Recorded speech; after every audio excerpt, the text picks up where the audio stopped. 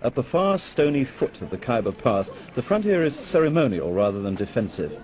It's open in daylight hours, and on the Pakistani side, the main weapon to keep the Russians out appears to be a Lee Enfield 303 rifle. The Afghans have their AK-47s, and while they were suspicious of us, they're pretty friendly towards the locals. There is much toing and froing, and it's only after a while that you realize more people are entering Pakistan than leaving it. They bring in vast burdens under the incurious eyes of the Khyber police. Sometimes the people are contemplating a long stay.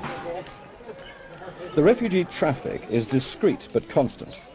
Nearly 500,000 Afghans have crossed into Pakistan, and the flow does not appear to be slowing down. Their presence may be a political embarrassment down in Islamabad, but here the Pathan tribes straddle the border, and there is nothing but sympathy for the Afghans.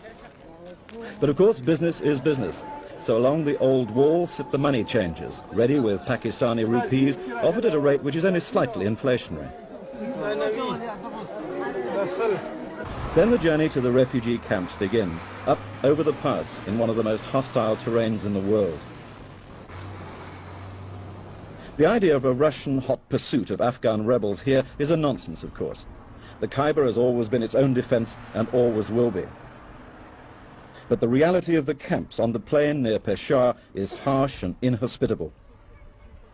There are only tents for protection against the chill wind and the cold mountain nights. Each head of family must weigh out his supply of wood for fuel. It's not much to burn through the long night, and it has to be used for cooking too. The latrines are behind piles of straw, and an old dog who's seen better days guards his master's tent nearby. There seems little but the consolation of religion.